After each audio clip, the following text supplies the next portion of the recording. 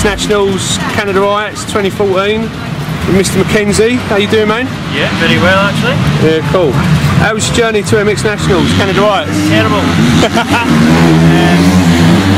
We had a real nightmare coming down. Normally this takes about sort of 7 hours to get down, but but on Friday there, just with traffic, sheer volume of traffic, there wasn't even any accidents, but it took us 12 hours. Oh, that sounds harsh. Yeah, it was true. How's the season gone for you so far? Up and down. I ride pretty well. Like even yesterday I was riding pretty good, but I just make it hard for myself, you know, getting caught up in pile-ups or just getting caught in incidents or something, or a small issue. So my results aren't exactly where I want them to be, but you know, I don't think my riding's bad. Yeah, cool. It's just if I can avoid the carnage. Yeah, we caught you yesterday on video, and we're going to post that later on today. You're still flying around, alright, yesterday? Yeah, that's what I mean. Riding's good. I feel good. I like everything. I like the bike. I like myself. I like the guys. Everything. It's just staying out of trouble. That's the hardest part. I like to find it. What do you think of the conditions over at Canada Riots and the track itself? Well, I always like it. I always go pretty good here. I mean, I don't rate it as one of my favourite tracks, but I don't dislike it, and I always go pretty good. It must kind of suit the way I ride. So yeah, the track was good yesterday. It wasn't as rough as normal because you know, we lost one of the pro classes.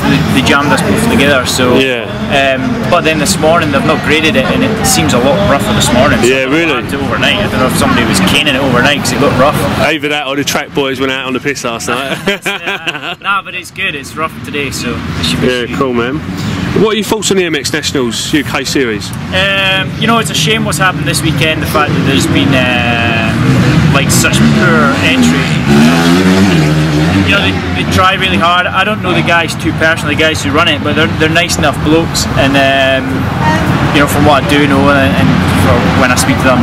So it's a shame that this round hasn't sort of taken off well, but yeah.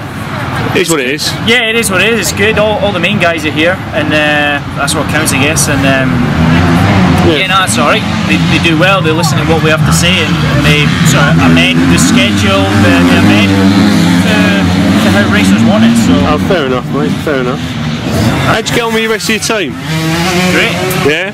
Yeah. All good. No enemies in camp. Nah, we're all bros, man. Well, my brother, he's a mechanic on the team. Well, mechanic BC, I've been with him for, must be like 10 years now. Yeah, cool. So we've always just stuck together. Whenever I've gone and road, he's came with me. So it's cool, and the team boss and all his family are, you know, just spot on. I'm around there every day. You know, that's where I hang out. That is my hangout. Oh, nice one. So, yeah, no, we get on really good. Oh, cool, man. So, what got you into racing in the first place? Well, my cousin Billy, he got a bike when we were like, you know, he'd be 6, I'd be 5 years old, and then I wanted a shot of his, had a go, enjoyed it. Next thing, my dad had me one for Christmas, and we went. Celebrate, fair enough.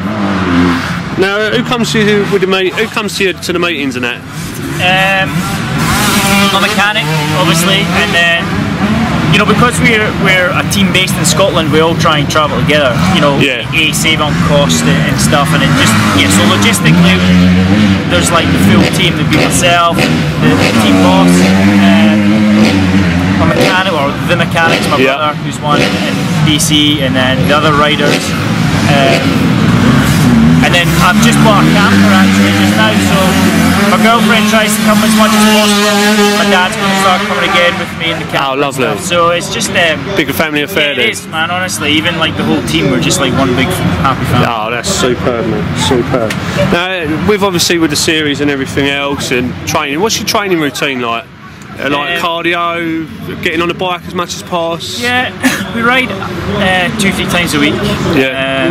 Well, saying that, maybe not quite so often 3 times, certainly 2 times a week. And then I train, I've got a trainer who's actually a relation to the team boss. Okay. So again, it's all in-house. It's just all in-house, isn't it? And, so I train there like 2 days with him, kind of doing high intensity all-round body sort of strength stuff. Yeah. You know, that's real hard work. And then I do all of my own sort of running and stuff, and I run with him some mornings as well. Cool, man. I train almost every day. You know, not always a cane in my ass. You know, it's not beating yourself down every day, but always doing something. Just maintaining, really. I suppose it's more pre-season. You beat yourself out. Yeah, you kick your ass in the pre-season, then during the season we do still work hard. You know, but it's not like every time I train I'm like totally knocking out myself. Yeah. You know, so because you just end up getting more and more tired and dragged down. So, you know, we've got a nice happy medium. We go for it when we have to, and when we don't, it's just sort of just flushing the legs out. You know, just getting a bit of endurance in.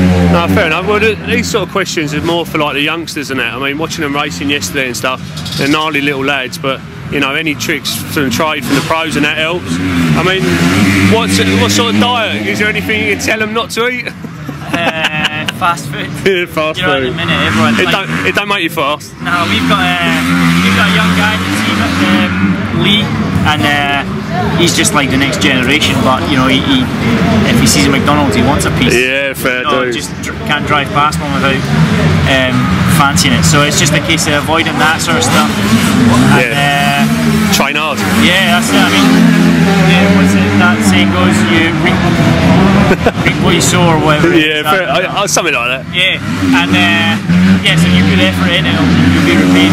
Fair dude. Right, just finish off with 3 final questions then. What was your first bike? A PW50. Yeah? Yeah. Classic. Else. Just classic.